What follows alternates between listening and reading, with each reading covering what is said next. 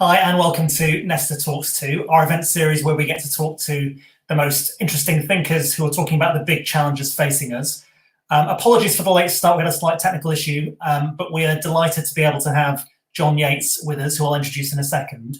Please do put your comments in the panel, and we'll try and bring those in towards the end of the conversation. We had hoped to have live captions streaming. Unfortunately, we've had some difficulties getting that up and running. If that changes, I'll let you know. As I said, John Yates is joining us today. John is the Executive Director of the Youth Endowment Fund. He's a former government advisor and a co-founder of charities, particularly with young people. And he's written an excellent book that we're going to be discussing today called Fractured. And this is about why our societies are coming apart and how we put them back together again. So, John, a really big welcome to you. A real pleasure to be with you, Rory. Thank you very much for having me. So apparently, my colleague said to me that you're actually a stand-up comedian. An ex recovering stand-up comedian. I failed fast, as all ventures should, unless they're going to be a massive success. The worst thing was I was consistently mediocre, so I don't even have funny stories of how I was so awful. I was going to say, if it gets a bit sort of dry, then perhaps people ask the jokes in the comments. Do you think that are comedy events good ways of creating the common life that you talk about in your book? Do they bring people together? Yeah, I think they can do. I mean, one of the things that I touch on in the book is that we all have actually a natural inbuilt ability to form connection with people if we are thrown together with them, and laughter is one of those sort of weird things hard boiled into us. I mean, anyone who's ever tried to make people laugh will know that it's much easier to make a crowd of people laugh than a person individually. That's why we laugh when we go to a stand-up show, but we don't when we're at home watching the same thing live. And at the core of that is because laughter isn't actually a sort of reaction to something funny. It's a social experience. So no, laughter is quite a good way of forming connection. Okay, so compulsory laughter and compulsory comedy coming your way. Now, your argument in the book is that we are more divided as a society than ever before. I think that's kind of a common narrative. This is an issue that I think many of us are worried about. Sometimes I do wonder about whether we've exaggerated things because we spend too much time on Twitter looking at culture wars, and actually in real life, is it all that bad? So is it really true that we are deeply fractured? So I think the culture wars can be a bit of a distraction. I think there can be a sort of constant aimless banging going on. I once hired an RV, a very big sort of 10-meter vehicle, and drove it around America, which was great fun until the very end when I was driving through rural Pennsylvania and had a very loud banging noise happening, and I decided to deal with it by turning the radio up. Until eventually someone overtook me and said, your exhaust pipe is almost completely detached. And sometimes the banging isn't the problem, it's the underlying cause of the banging that's the issue. And the culture war, I think, is a distraction. The reason it has some leverage is because it's playing into the divisions in our society that make it credible that there are some other people out there who we don't fully trust. I think the best way to see this, Ravi, is actually to look at our own friendship groups. So half of graduates, half of those of us with degrees, have no friends without a degree. The vast majority of pensioners don't know a single person under the age of 35 apart from their grandchildren. Half of us don't have a single friend from a different ethnic group. A fifth of people who voted to leave and a quarter of those who voted to remain don't have a friend who voted the other way. And yet the biggest divide of all remains wealth. So a UK barrister would have to invite 100 people into their garden, 3 times the legal limit, before they invited a single person who was unemployed. So I think the divisions are very real, are very real indeed. And do you define division as sort of who our social circle is and who we mix with, or would you define it also in terms of trust? Because on the latter front, I think some of the Ipsos Mori data suggests that levels of trust in strangers or neighbours has remained relatively constant despite the kind of catastrophizing about the decline of trust. Yeah, I do define it by the level of connection in our social groups, but I think trust is really important. I mean, I talk about the role that trust can play in driving the economy. For example, a 10% increase in trust levels is worth roughly a 0.5% of GDP. I mean, it does matter, and it matters to wider than just money in our pocket. But I think the sort of stability of those trust scores are slightly misleading because they have fallen quite significantly if one takes the longer view. They have fallen quite significantly from where they were about 75 years ago. And I think that's broadly the timeline we should be. I think there is a slight tendency to think we're having a crisis right now. I think it's more that we're seeing some of the consequences of the disconnection in our social groups and the failure for us to mix that started probably about 50, 60, 70 years ago. And that's where I would trace a lot of this back to. And a lot of your argument actually takes that very long view and talks about how, due to changes in patterns of work and where we live, particularly to do with the economy, it means that we are living quite separate lives. Would you say, therefore, that story is true across most OECD countries in a consistent way, or is there quite a lot of variation? So I think the core story is true of the West. I mean, I wouldn't want to stretch it much further than beyond that, partly because it's quite hard to get the data.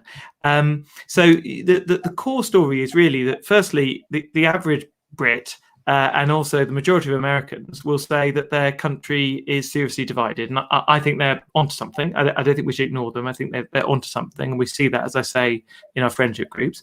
But they also say a further thing, which is when you get into, well, why? Why have we become divided across these countries?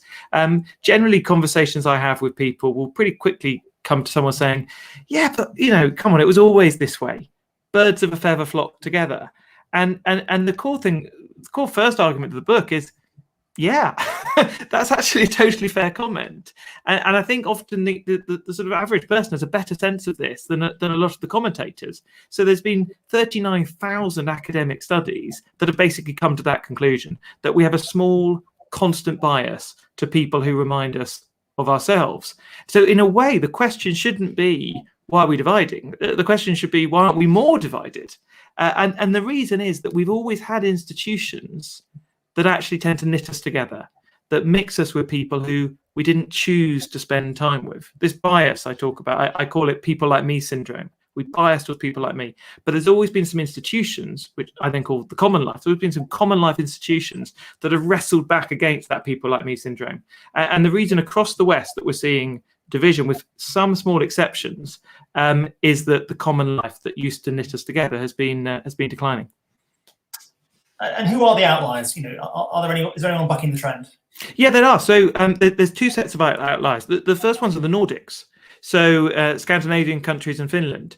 When you rank the 100 richest countries in the world for how much people trust each other, how much trust again, how much people connect with each other, how much people take responsibility for each other, those four countries come first, second, third, and fifth. And what's interesting about them is that they're one of the main institutions that knitted together the industrial society was the clubs and societies. They sort of born out of nowhere. They didn't exist in agrarian societies. Sudden huge expansion of them. Nearly all of the ones we know of now, the Guides, the Scouts, the Women's Institute, I can keep going, all date from roughly after the Industrial Revolution. They've withered away here, and in most of the West, they've been pretty steady in the Nordic countries.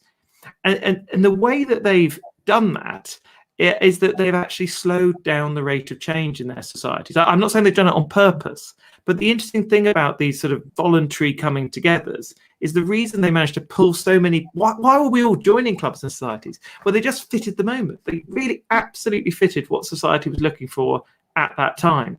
But when society changes, they don't fit the moment quite so well. And they don't adapt fast. Voluntary coming together do not adapt quickly to change. And the Nordics, by protecting, using welfare to protect change and the impact of change in their economy, by reducing the movement of people within and into and out of their countries, and also by not having the impact of competition on people's time. The TV is much more of a divider than social media. It's one of my main arguments. they've actually maintained those clubs and those associations by slowing down the rate of change. There is another approach, but that's the main one that Western countries have taken. The Nordics have taken. So the villains of the piece there are quite big long-term changes in terms of our institutions that don't bring us together, like schools and workplaces, national service, etc.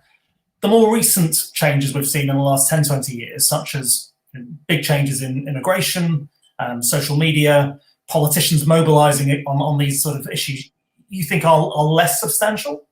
Well, let me just step back a little bit. I mean, I think it's worth, as you said, I try to take the long view. So just to take the sort of long view here, if we just go right back to when we spent 98% of our time on this planet as a species as hunter-gatherers, and you can find a hunter-gatherer tribe in northern Tanzania near Lake Eyasi called the Hadza, who have been there for 60,000 years. And once a month they come together and they dance in something called the Apem. Now, it serves no purpose in their society. It's not about the economy. It doesn't work out who's in charge. It doesn't resolve disputes. But what anthropologists found is the Hadza, who are divided into a set of different families, trust two types of Hadza most. One is other members of their family, and the other is people they dance the Apem with. The Apem is the sort of knitting institution for the Hadza. And you see in nomadic societies these normally animalistic rituals playing this critical role. You see in agrarian societies the same role being played by rites of passage or feast days. The average 14th century English person spent 1 in 5 days in a feast day. And you see in industrial societies the role being played by clubs and societies, but also, exactly as you say, the school place and by the workplace. The two villains of the piece, because there are two villains, and the good news is I think we've identified them. There are two villains. The bad news is there are things we really like. So one of the villains is change, because once most of us has stopped being nomads, and when we settled in the village, we didn't want to dance the Apem anymore. It didn't fit our society. Change disrupts these volumes. We don't do feast days anymore. We don't join clubs. When society changes, nothing wrong with the change. I'm pro-change. But when the change happens, it disrupts. But the other villain of the piece is choice. People still go to school.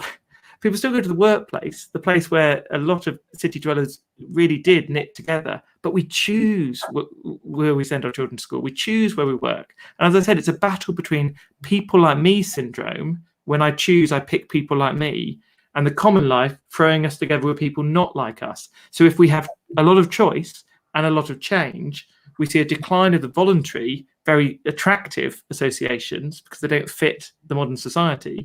And we see a decline of the mandatory because we see them as intolerable, because we want to choose. So I see those as the two main villains. I think social media doesn't help, but I think politicians and Fox News and etc. doesn't help. But I don't think it's a core cause. I think it's a symptom. In an undivided society, those things don't have much play. I think they have so much play because we're already divided. And if you do take that very long view, how much does the division of labour between manual and mental work matter? So if you think back to what Durkheim used to talk about, mechanical solidarity, because people are basically the same, but after the division of labour, you actually have to form shared values and create a sort of more organic solidarity. David Goodhart's written more recently a book about the head v heart and the big division in society between people who take those different routes. Do you think that is important? And also just deepening inequality and extremes of wealth? Yeah, it does matter. So, as I said, the industrial society knitted together clubs and associations, schools, people went to the local school place, and the workplace. Now, the thing about manufacturing, and this is not saying manufacturing is better than services, but the thing about it was that you would have a small number of people who were being paid more, who were managing and more senior, and quite a large number of people who were doing the working. The other thing that was key is people had to be located in roughly the same area of the country. The conversation between management and workers required some face-to-face connection that required people to be proximate. The thing about knowledge work or more services work, if we think about a company like Uber, who needs to be co-located? Well, it's the knowledge workers who need to be co-located, the people doing the design work, the people doing the marketing, the people doing the pricing, the people writing the algorithm. They'll be all probably in the same town or the same city. But the people doing the manual work, well, they can be anywhere. And you see this with Nike, the designers, the thinkers, the managers, they're all in one place, probably in the US. But the people doing the construction and the making, they're somewhere else. And so the knowledge economy creates a natural division reallocation of where people are, which makes it even harder for the workplace to connect us together. But my argument isn't let's turn back the clock to the 1950s because it wasn't great. I mean, that society had really serious problems, especially around gender and around race. But it had evolved a set of institutions that did help to connect people together, particularly across divisions of age, divisions of education, and divisions of wealth. We need to find a new set of institutions, not turn the clock back. We need to find a new set of institutions that can do the job now. So let's get into, we'll skip past why this matters, because you've got a big section in your book about why this matters to people's health, the quality of our democracy, to our economy. I'm going to take that as a slight given, because I think what's good about your book is that you've got lots of good provocative ideas. I think when you introduced it to me, you said you may well disagree with them, and that's great. It doesn't just stop at diagnosis. But in a sense, the diagnosis that you've got, which is we fundamentally like being with people like us, people like me syndrome is what you call it, that feels really intractable, because presumably even if you do somewhat force people together in the same schools or the same neighborhoods, don't we then just gravitate towards our own even within those bubbles? Well, two things. One, yes, we do. If you just put place, that's what people like me syndrome does. So if you just say, well, we've got children from different backgrounds, different ethnic backgrounds, different income levels, and we put them all in a school of 1,000 people, job done. It doesn't work like that. People do self-segregate. And some of that self-segregation on some level, we can overdo the sort of hand-wringing here, isn't awful. Like, I like the West Wing and I like talking about it. A lot of people also like the West Wing and like talking about it. Great, let's hang out together. Other people shouldn't have to suffer us. Like there is a certain amount of self-segregation that is not always awful. But as I say, as you say, there are significant impacts of it at scale. Now, but if you put people in a smaller group where they don't have so much choice, so if you put people in a class or a group of 15, or the reason I was always passionate about doing youth work with groups of 12 is it's quite hard to self-segregate in a group that small. Now, here's the good news. The good news is that people who we see as being like us isn't fixed. It's actually quite malleable. There's a marvelous experiment that was conducted by Mark Levine and Stephen Riker. And what they did is they got a set of volunteers who are all Man United football fans. And they called them forward one at a time. And they stood in front of them and said, can you confirm that you like Manchester United? Yes. Who's your favourite Manchester United player? What's your best Man United game you've ever seen? What is it you like about being a Manchester United fan? Then they asked them to walk over to a building about 300 yards away where they said the experiment would take place. Typical trick, the experiment obviously takes place on the way over to the building. Now, as they're walking over, a researcher from the team comes running past and falls over. Now, the question is, will the volunteers stop to help the researcher? Now, a third of the time, the researcher is wearing a Manchester United top. A third of the time, they're wearing a Liverpool top. And a third of the time, who are Man United sort of arch enemies, a third of the time, they're wearing just a red top, so the same colour, but not a football top. Now, what Levine and Riker found was that the Man United fans were much more likely to help other Man United fans and much less likely to help the others. So people like me syndrome in action.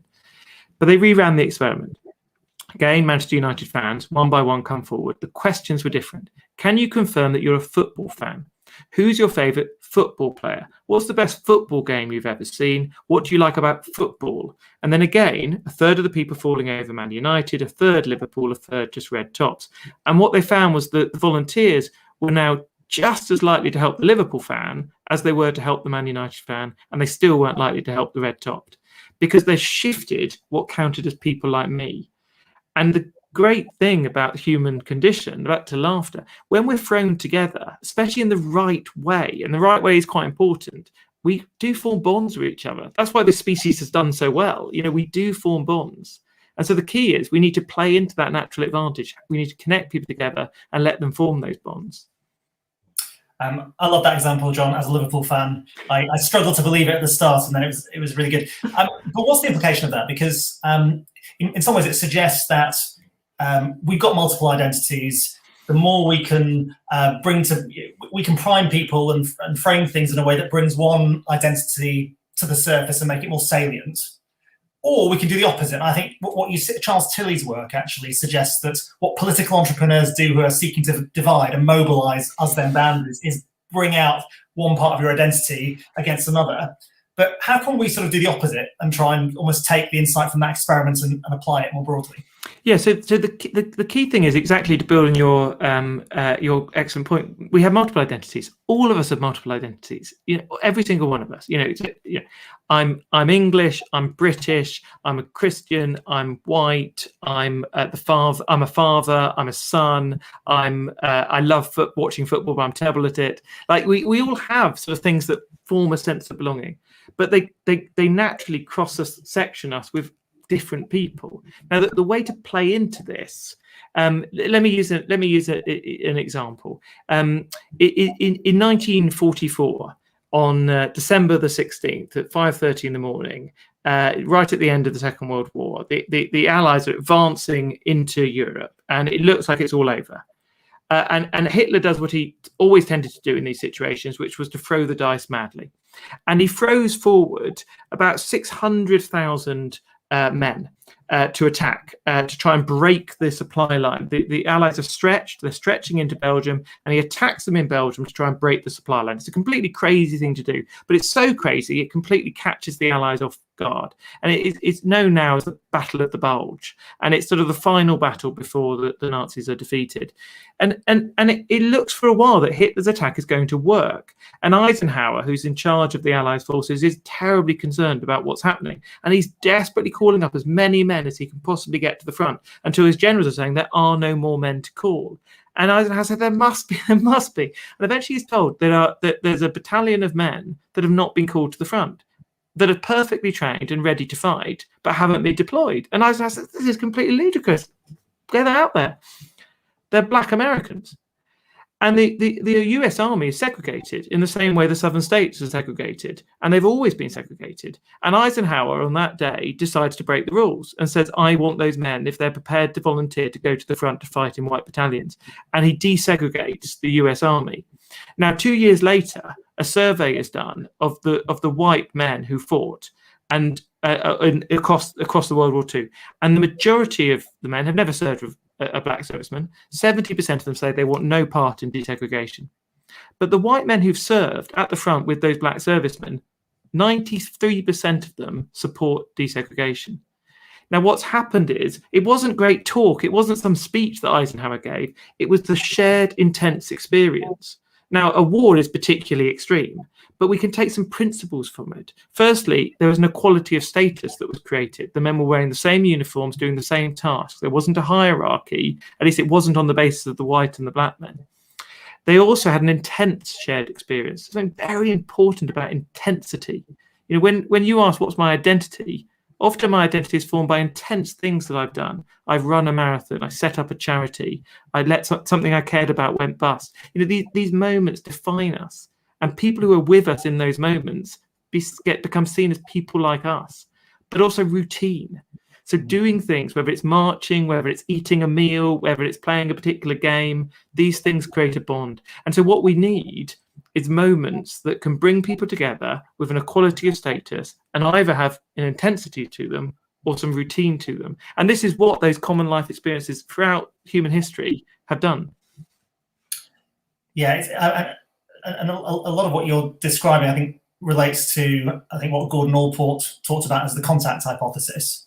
That if you actually bring people together with an equal status, with some common goals, then it can be a great way of reducing prejudice. And that was something that was theorized back in the 1950s. More recently, there have been some quite interesting experiments to try and test that out.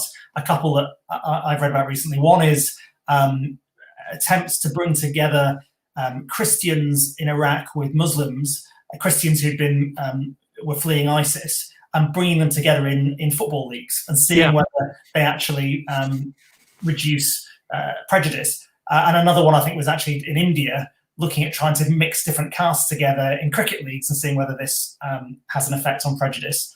And the two things I sort of gleaned from that research, one was sometimes it's quite hard. It definitely does have an effect. So I think the thesis is right. The question is, does it always translate to beyond that immediate context? So, for instance, you might be, playing cricket together, but the next minute when you're out and you're outside that context, do you still sort of exhibit the same kind of prejudice towards others? And I know this is a slightly different question, it's about prejudice rather than perhaps what you're talking about. But the other thing is from these findings, and this is a consistent finding from a review of multiple studies on the contact hypothesis, is that sometimes it's less good at tackling ethnic and racial divides. And that just made me think about, well, the extent to which does bringing people together work when narrowing rather minor gaps, but does it struggle when there are big value differences or big identity differences between people? And do you have to do even more on that front? Yeah, so I mean, the general sort of systematic review of contact hypothesis work is positive. Is that it it has an impact and it works. Different studies are more or less effective. I mean, it's definitely not the case that every time you bring people together, it always has an impact. But it's the most promising thing we possibly have that has this impact. And what's promising about it is it doesn't. I mean, most of the research, including that brilliant example of the football, tends to focus on levels of trust. To what extent do you trust each other? But what I lay out in the book is the impact is wider than just trust. So it is also a huge impact on social mobility. So, how do most of us, or how does somewhat less, but not much less than 50% of us hear about jobs? Is through word of mouth. Connections matter colossally, firstly to hear about opportunities, but also to affect what we believe we can do. We tend to think what is possible for us is what's possible for people like us. And so there's a sort of wider impact that we should see as well. But you're absolutely right. Look, the more salient a division in a society, the harder it will be to form that equality of status and to make people feel at ease, and the more intense the shared experience will need to be. I think that's entirely right, and we shouldn't be surprised. We shouldn't be surprised by that. I think what's important though is we have a slight tendency to think we need one solution for the division around race and religion, and then the wealth division is something completely different. The age, but these are all very similar things. They're all about people like me syndrome and a lack of common life. Yeah, we've got a couple of questions I just want to bring in. So Isabel De Mello sort of asked whether it's possible to achieve the same levels of trust as Scandinavian countries, which are very homogenous. And I think the other question I'd love to turn to is Nick Russo, who's talked about cities as well, where often you tend to think about cities being melting pots and bring people together. They're sometimes better for minorities, whereas in rural areas you might have to mix with others, which is better. So perhaps you can just take a couple of these.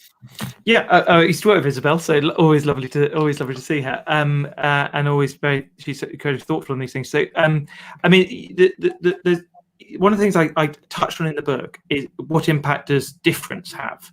So, I think there is a view that says, look, the reason that we're divided is because of ethnic diversity, and that's the whole thing. There we go, done, solved. Now, what I'm trying to say in the book is that massively that's not right, because we have much more difference than just our ethnic diversity. As I say, we have difference by age, different by income, different by values, different so on. But there's a kernel of important truth somewhere in that sort of misguided push, which is if we were all literally identical, like if everyone wore glasses and had ginger hair and liked the West Wing, I mean, it'd be an appalling state. And you imagine the public policy to achieve it, it would be sort of worse than North Korea. But you wouldn't have division because everyone was identical. So on one level, if you have no diversity at all, this problem does vanish. But that's a sort of hiding unto nothing. And so it doesn't really get us very far. But there is something, we shouldn't sort of be blind to the point, even if it doesn't lead us very far. But we should expect societies that are more homogenous, and I include in this inequality. So societies that are less divided by income, less extreme, have higher levels of trust because they will have less division. But the policy question to me is, okay, so yes, there is a lever you could pull to try and reduce some difference. That's why I think people have been in favour of reducing immigration. One of the reasons you could, my push is, I think there's a limit policy-wise on how far you can get on either of those levers, even if you wanted to pull them. And you're still going to have a society that has a high level of difference. And so you still have to think about common life activity. Sorry, Ravi. No, I was going to say, let's bring in a next question on cities and rural issues. Yeah, on cities, absolutely spot on right that you can find people more like you. And so I'd show in the book, the bigger the group, the bigger the impact of people like me syndrome. Cities are more segregated by wealth and by ethnicity than smaller places are. Same is true for bigger universities. Same is true for bigger schools. It's important we sort of get this into my head. They're better for minorities. It sort of depends. I mean, it's definitely true that if you're the only person in a place who has a particular identity, that's incredibly isolating and can make you very vulnerable and lonely and can affect levels of anxiety. So in that sense, they are better. But what you find in one of the main reasons we live in cities is because the amount of connection creates wealth, because ideas spread around, it raises productivity, everyone benefits. But segregation really reduces that effect because the ideas don't spread. And who are the people who lose out the most? It's the minority groups, because they're left in the smaller groups. So to some extent, actually, the need to try and get this connection working is most important for those of us who might find ourselves in the smaller groups. Great. Now, John, let's get onto some of the solutions you've got in the book. And I guess the sort of umbrella is you're trying to create new institutions that bring people together, that create this shared experiences, particularly intense experiences. So perhaps you just outline your argument. Yeah, so I mean, the first thing to say, and this is why the long sweep of history is so important, we do need to see how anomalous the present situation is. We spent 98% of our existence as hunter-gatherers with very clear rituals that connected us together. We spent then a huge chunk of time of what is left as agrarian farmers. And rites of passage, feast days played a significant role in connecting us. And a lot of the time as city dwellers, we've relied on these other institutions, clubs and societies, schools to connect us. So the first thing to say is we're in an odd position where we are losing those connected positions. So I think there's three things we can do at the big policy level. One is with regard to sorting out the lack of a common life. One is to do absolutely nothing about it. And to just say, well, really, it's not the business of government to worry about the lack of an intermediate institution, a common life that connects people who don't want to be together. It's not a place for public policy. Leave it alone. That is the default position of pretty much every Western society at present. It's not an invalid position. But previously, when we've lost the common life, so when we moved to become agrarians, it took 1,000 years for the new common life to turn up. When we moved to cities, it took 100 years for the new common life to turn up. So we shouldn't expect this to happen fast. And we should just expect that we're going to be pretty divided for quite a long period of time, and we should stop whining about it. Totally valid option, but that we should accept the consequences with the option. The second option is to slow down the pace of change. So this is the approach, as I say, the Nordic countries have taken. As a result of doing so, I don't think this was their plan, but the result of doing so, they are first, second, as I say, third, and fifth for levels of trust, responsibility, connection, and they have clubs and societies that have managed to adapt to a slower rate of change, and people still attend them quite well. I just don't think it's a credible option. I mean, the amount of change that's coming our way through technological change is likely to be very high. And so it doesn't seem to me that this is the way to go, even though I think you could probably build a political movement around it if you were so minded. So what's the remaining option? Well, the remaining option is to look at the country that's fourth in that list of five. And that country is Singapore. And the Singaporean approach has been to be very open to change. Very high rates of immigration. 40% of Singaporeans weren't born in the country. Very open to economic transitions and change. But what they've done is they've reduced the levels of choice about how people spend their time, which immediately sounds horrendous to us Westerners. What have they done? They've thought about the way schooling works so that people will mix more.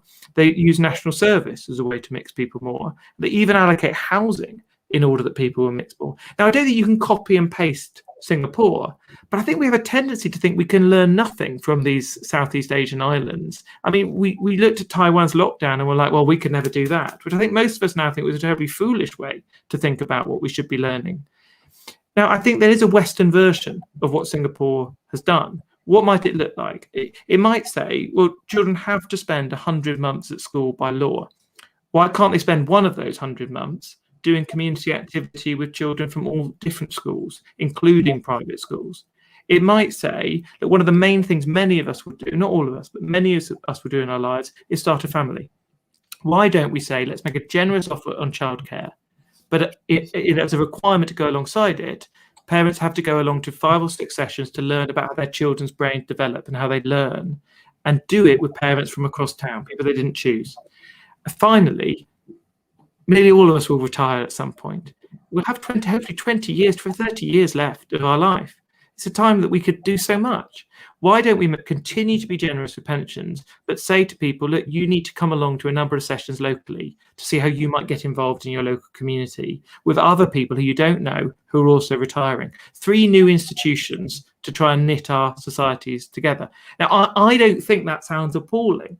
Now, I think what people might say is, yeah, but that's just completely inconceivable, John, that the West would ever mandate people to do things with each other.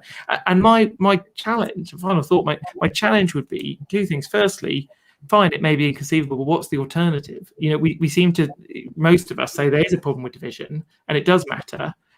So let's have some more warm words about British values and some garden parties or street parties for the Queen's birthday, which feels like bringing warm words to a gunfight.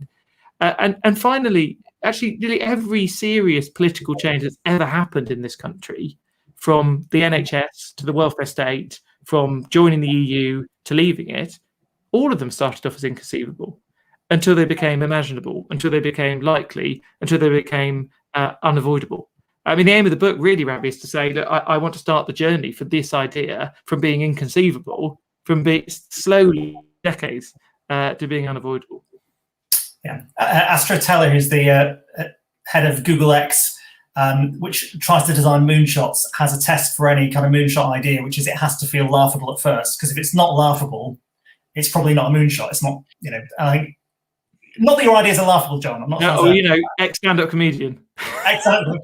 But I think what's interesting about some of your ideas, if you take the parenting one, that might be a very, very good thing to do just in terms of improving parenting and early childhood development. And there might be a very nice spin-off benefit if you design it in a way that is actually promoting intergroup mixing as opposed to just cementing existing bonds. So I think you can make the justification on more than one ground. On the question of your idea of 1 month in 100 that's a secondary school that a child spends at school, 1 month would be doing something together with others outside of their natural school community. I think my question on that would be one of dosage. Is 1 in 100 months in your whole life going to make a big difference to who you end up being friends with, who you end up hanging around with? Well, the truth is we don't know this as a sort of binary thing. It's not like I can say, you know, we've spent the amount of money on this already, equivalent to AstraZeneca and Pfizer on the vaccines, and we know that this is the dose that will work. I mean, we're still not quite clear on the vaccines exactly. You know, we're learning what the right dosage is to get to the right effect. So it shouldn't really surprise us that I you know, we don't yet know. Is it 4 weeks? Is it 6 weeks? But I think the jump point is that I can imagine like the dosage that is politically acceptable and acceptable to people might never be enough to actually fundamentally change our bias towards just hanging out with people like us. But I don't think we do. I don't think we need to fundamentally change it. Okay. We don't need to make people think everyone's exactly the same as me and I just want to hang out with as many people who are unlike me as possible. That's not human. I mean, that's never going to happen. But so what's the ambitious but realistic goal then for you? The realistic goal is that people don't think that other people are potentially evil and a threat. That actually they're trustworthy and they have more, to quote, you know, Joe Cox, they have more in common. We have more in common than that which divides us. Not that we're all the same, you know, not that we don't want to hang out in some groups like us. I mean, take age difference. You know, people in their teens don't want to hang out with someone who's 60 as much as someone in their teens. They shouldn't. It's not normal. It's fine. But they shouldn't be scared of people who are older. They should be able to enter the workplace and feel at ease talking to people who are older. I don't think that's at all an unrealistic goal. I think our society's been like that actually most of our lives, most of humanity's history. It's really in the last 100 years that this has become so odd. So no, I think that's a sort of realistic, very realistic goal. And there's a question from Nathan Singleton, which is about, is it easier for young people to integrate with people not like them rather than older people? And I'd almost ask you, what's more important? Should we be trying to heal intergenerational division, or should we be trying to tackle class division? Yeah, so I know Nathan's worked very well. It does actually wonderful work with particularly young people. I mean, I sometimes have been told, I've been working in this field for about a decade, and I've often been told that, look, young people is the place to hit this. I haven't seen any evidence of that. that actually people are particularly susceptible. There are definitely moments, though, in people's lives where I think we can credibly say people are more susceptible to changing their identity a little bit and accepting others. And I think it's at moments of transition. So there's something around the moment of becoming a grown-up. So that puberty moment, I think there's something there. There's something about leaving home. There's something about settling and having a family. There's something about starting a new job. There's something about retiring. And people will think of other moments of transition. But these transition moments are great because our identity anyway is a little bit in flux. And we are tending to look for new people to connect with. So that would be my push. And you'll see my 3 ideas all fit with that principle. Great. I want to throw you a couple of other ideas at you that fit in with your thesis, hopefully. One actually is touched on by one of the questions in the chat by Naeem about what do you see for the role of digital in building new ways of bonding to replace what has gone. And actually, Salma Musa's work I referenced before around ISIS and Football League. She's done some work on sort of virtual cooperation, exploiting a natural experiment in American schools, which suggests that, again, virtual cooperation could be quite positive in this regard. And it just feels so much easier to do and almost do it on a drip feed regular basis. How do you think that could help contribute? So I think the jury is really out on digital. So look, there are little experiments that show that this could. There's no reason in theory why it couldn't work. What do we know works? Equality of status, bringing people together who seem different, something intense or something routine. There's no reason in theory that couldn't happen digitally. I just don't think there's enough evidence to back it yet. And it does have clear disadvantages. There is generally a lower intensity of experience in digital interaction. So I think there are reasons to be a little bit doubtful. And digital generally, if we think about social media, as I say, I don't think social media is the cause of our divisions, but it clearly hasn't helped because the easier it is to choose who to connect with, social media is so easy, the more we should expect people like me syndrome to play in. Yeah, maybe it's about hybrid. You know, if you did have your 1 month school service that you talked about, there's no reason why you couldn't have top-ups at a later stage that are bringing those groups together virtually that maybe cements that. That's right, and ideally it would be from people themselves. You know, friendships sustain. The most sustainable thing a charity can do is build a friendship. I mean, that's what the other question in my mind when I was reading this was that some of it sounds very worthy. You know, national service, you know, compulsorily meeting older people, etc. But there are other ways of creating the kind of intense experiences you talked about. So this is on the laughable end of the spectrum, John. But if I think about intense ways of bringing diverse groups of people together, potentially, you know, dancing, MDMA, major drug experiences, those are things that, you know, build deep empathy, build a connection, break down barriers. So, you know, what about recommending that?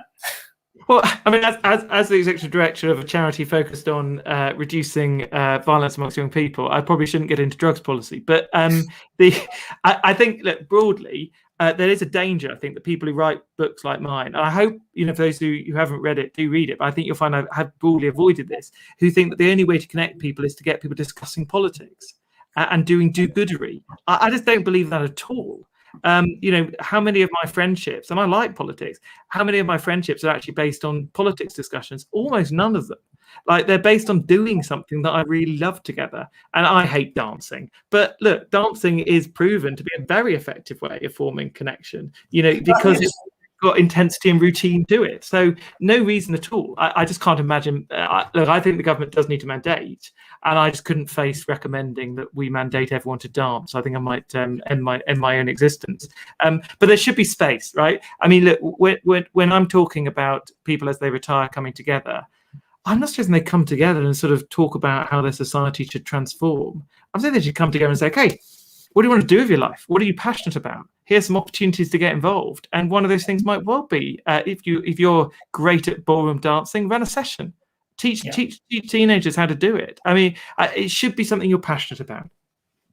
Yeah, I think it's important to try and think about how you go with the grain of what people want to do already. So, you know, if hundreds of thousands of people do take drugs, do kind of go clubbing, whatever, that's something to build on and think about how you can actually bring people together rather than sort of sometimes construct these quite artificial things. That's what I was trying to get at. Just one thing on the question of mandatory versus voluntary. because you sort of frame this as mandatory, these three ideas around service. But would you say that they are sort of prompted or incentivized as opposed to the full forcible? How mandatory are we talking about? Yeah, so the first thing is that I started off with a presumption was things that go with, to your phrase, go with the grain. People would love to do that can be voluntary and get as many people involved as possible. I spent a decade of my life building what became the fastest growing youth movement since 1912. I feel like I've had a good go at this. We've reached 1 in 6 young people in the country to do the National Citizen Service, entirely voluntary and designed entirely with hundreds of young people on the basis of what do they love doing. There's nothing in that program that was new. It was all based on stuff that had been tried and tested through young people enjoying stuff. They enjoy, spending time with each other, putting on events, singing, dancing, putting on shows, making videos. I mean, it's entirely, I almost, could go back in time and say, I've followed your advice. I just don't think 1 in 6 is good enough. I think we have to do better than that. And I bow to the person who can do better than I did. But I just don't, I think 1 in 6 is really good. So I start with the voluntary. Now, to what extent you absolutely compulse by the force of law versus incentivize, I think I take the same approach to jury service. There needs to be a reasonableness to this. There's a reason I can't do it at the moment. There's something else going on that's important. Of course, no problem at all. But I do think we expect people to do jury service. And we don't expect them to go to prison if they don't, but we probably expect some sort of fine or something eventually to happen if you keep turning it down. Not because we love forcing people to do stuff, but our free society relies on jury service.